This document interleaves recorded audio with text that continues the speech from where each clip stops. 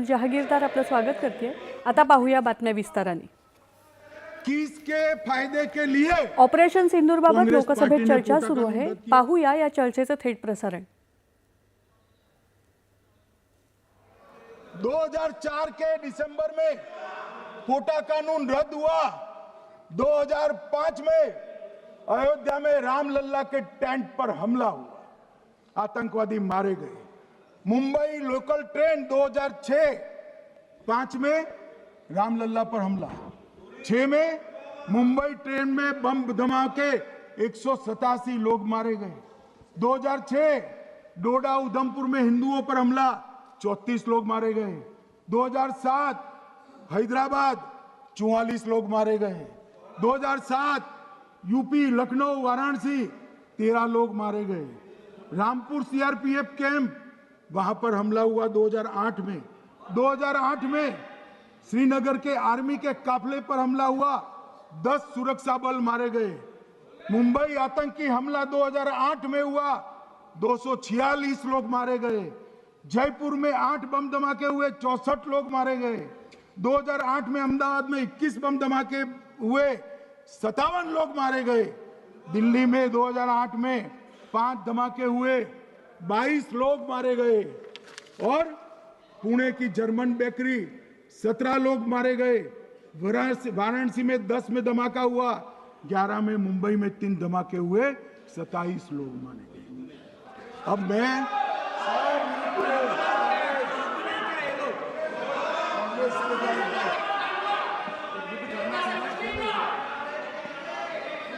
मान्यवर आतंकवाद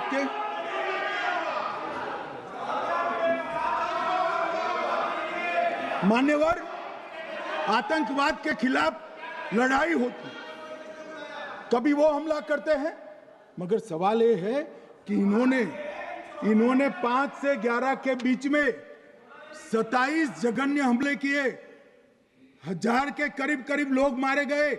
आपने क्या किया? क्या किया आपने? जवाब दीजिए, क्या किया? और मैं राहुल गांधी जी को चैलेंज देना चाहता हूं, इन्होंने इस आतंकवादी हमलों के खिलाफ उनकी सरकार ने जो कदम उठाए, यहां खड़े रहकर हिम्मत से बताए देश की जनता को। कुछ नहीं किया मान्यवर।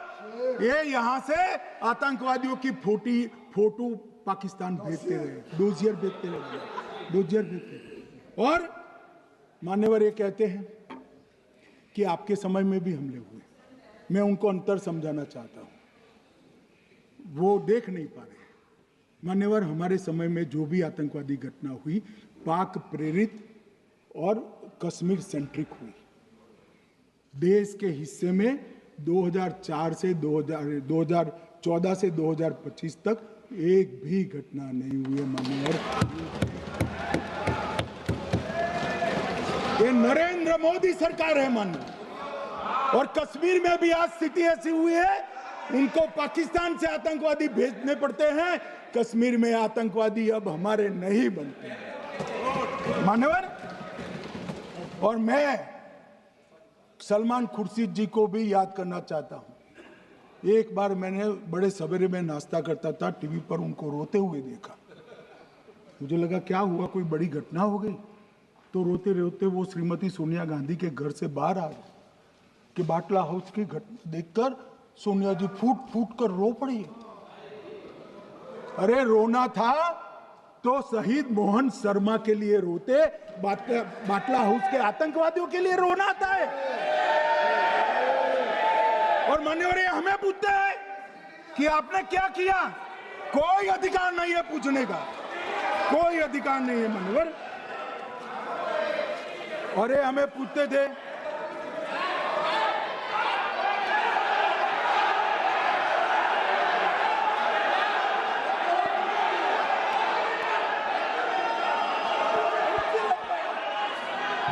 मान्यवर, अभी 25% बाकी।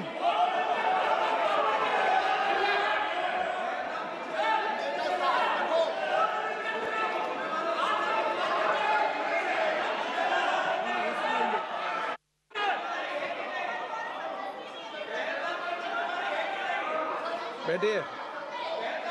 जवाब दे रहे हैं ना आपका, जवाब दे रहे हैं आपका। पहलगांव के बाद जो घटनाक्रम घटित उसका जवाब दे दिया ना माननीय गृह मंत्री जी ने। आपने पूछा आतंकवादियों क्या हुआ, आतंकवादियों का जवाब दे दिया। क्या पूछना चाहते हैं आप? आपने हर सवाल पूछा, हर सवाल जवाब सुनिए माननीय गृह मंत्री जी।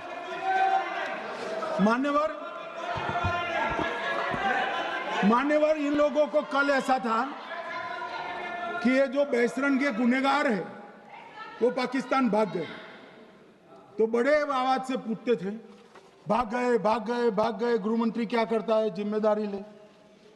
हमारी तो सेना ने ठोक दिया, सीआरपीएफ ने ठोक दिया। मान्यवर, अब मेरा तो जवाब बनना ना देता है ना वो मांगना बनता है, मगर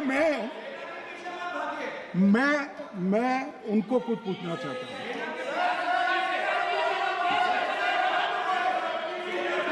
मान्यवर,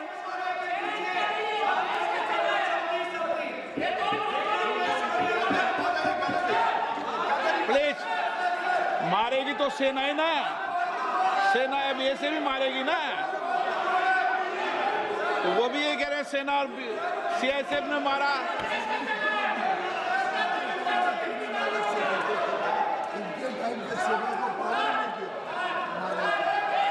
मान्यवर, ये कहते हैं साहब इसको बिठाओ जरा।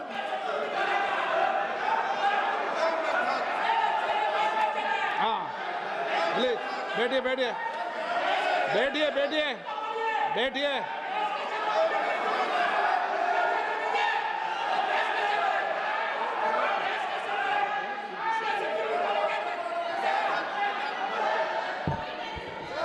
सबको मान्यवर, ये लोग मुद्दा उठाना चाहते हैं तो जरूर उठाए। मैं आज सुबह ही सलमान खुर्शीद जी का वो इंटरव्यू मेरे मोबाइल में रिजर्व कर आया हूं। आप जब भी कहोगे ये पूरे टीवी पर बताने के लिए मैं तैयार हूं। सेव कर आया हूं। इनकी इच्छा है तो कल एक समय तय करिए, यहां बता दीजिए चारों टीवी में, और देश की जनता भी देख ले।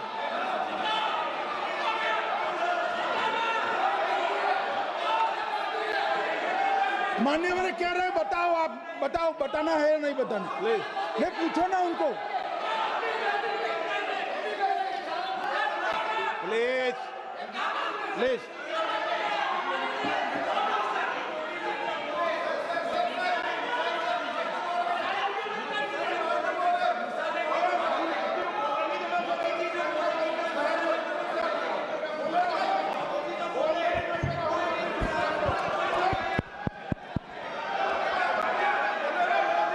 बिट्टू बैठ जाओ। मान्यवर, ये पूछ रहे थे कि क्यों भाग गए। अब मेरा समय काफी जाया गया, मैं जरा संक्षिप्त में कहता हूं, घटनाओं पर नहीं जाओ।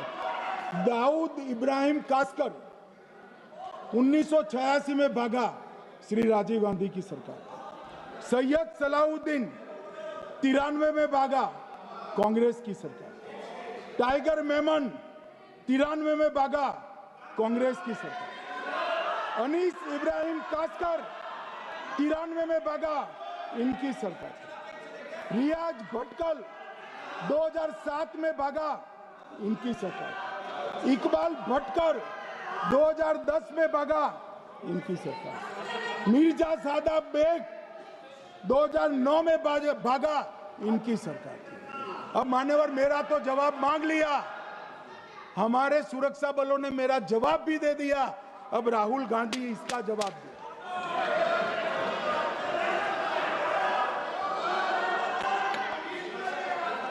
मान्यवर, अब मैं कश्मीर के विषय में मैं बात करना चाहता हूं। कल कहते थे कि गृह मंत्री ने भाषण किया था कि 370 की कलम जाएगी तो आतंकवाद कम हो जाएगा। क्या हो? मान्यवर, मेरा हिसाब देना बनता है। हम भारतीय जनता पार्टी के कार्यकर्ता हैं, ये नरेंद्र मोदी जी की सरकार है। हम जवाबदेह होते हैं जनता के प्रति, संसद के प्रति और देश के हितों के प्रति। मैं आज देश की जनता के सामने 2004 से 14 और 2015 से 25 10-10 साल का लेखा जोखा रखना चाहता हूं। 2004 से 14 में अखंड सोनिया मनमोहन की सरकार थी 10 साल की, और 15 से 25 अखंड रूप से नरेंद्र मोदी जी की सरकार। कश्मीर में टेरर इंसिडेंट 7217 हुए थे 2004 से 14 में। 70% की कमी के साथ 2150 हो गए 1525। नागरिकों की मृत्यु 2004 से 14 में 1770 हुई, 2015 से 25 में कम होकर 357 हो गई, 80%। सिक्योरिटी फोर्सेस की मृत्यु 1060 हो गई उस वक्त, और हमारे समय में 542 हुई, और टेररिस्टों की मृत्यु में 123% की वृद्धि हुई। ये हमें पूछ रहे हैं क्या हुआ? आंकड़े से भाग नहीं सकते भाई, आंकड़े से भाग नहीं सकते। और अब मैं कहता हूं कि धारा 370 ने कश्मीर में आतंकवादी इकोसिस्टम को नष्ट कर दिया है, जिस धारा 370 को आपने इतने साल तक बचा कर। हमने जीरो टेरर प्लान बनाया है, एरिया डोमिनेशन प्लान बनाया है, मल्टी लेवल डिप्लॉयमेंट किया है, सुरक्षा जेलें बनाई हैं, 98% ट्रायल अब वीडियो पर हो रहे हैं। हमने संचार साधन बसाए हैं और 702 फोन विक्रेता जेल में डाले, 2667 सिम कार्ड बन गए। हमने, एक जमाना था साहब 10-10 हजार लोगों के जनाजे निकलते थे। पूरे देश ने घटनाएं देखी होगी, बुरहान वानी